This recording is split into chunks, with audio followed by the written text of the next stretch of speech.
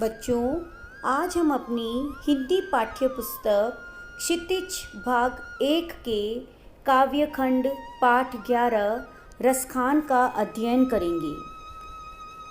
रसखान कृष्ण भक्त कवि थे। भक्ति काल की सगुण काव्यधारा के ये कवि माने जाते हैं तथा इनके सवैये हमारी पाठ्य पुस्तक में संकलित हैं। पाठ पढ़ने से पहले, इनके सवैयों को पढ़ने से पहले एक छोटा सा परिचय रसखान के बारे में।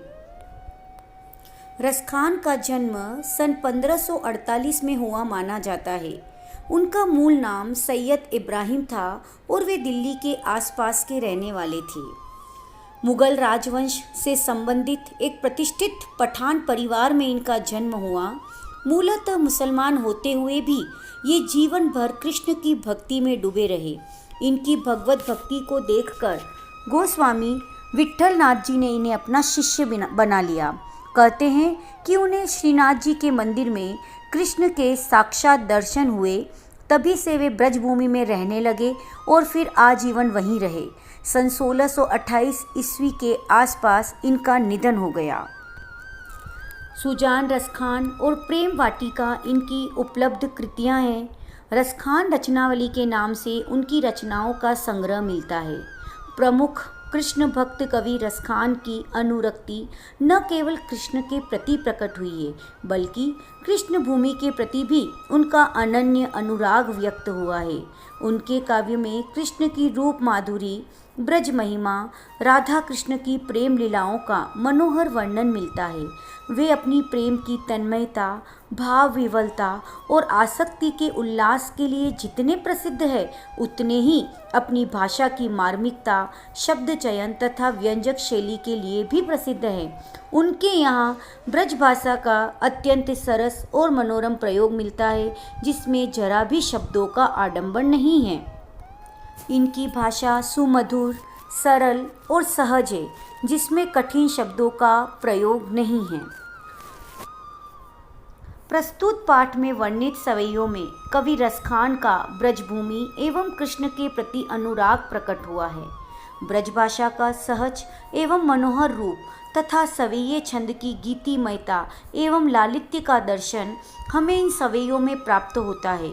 भावों की स्वाभाविक एवं सरल सहज अभिव्यक्ति रसखान की कविता की उल्लेखनीय विशेषता है। उनके काव्यों में कृष्ण की रूप माधुरी, ब्रज महिमा, राधा कृष्ण की प्रेम लीलाओं का उत्कृष्ट वर्णन मिलता है। इनके भाषा में कहीं अलंकारों की भरमार नहीं है। इनके शब्दों में झरने सा मधुर प्रवाह है। मुहावरे के प्रयोग ने उनकी वाणी को मधुर बना दिया है। रसखान के काव्य जैसी सहजता और प्रवाह कहीं अन्यत्र मिलना दुर्लभ है। दोहा, कवित्त और सवैया तीनों छंदों पर रसखान का पूरा अधिकार है। वास्तव में रसखान रस की खान है।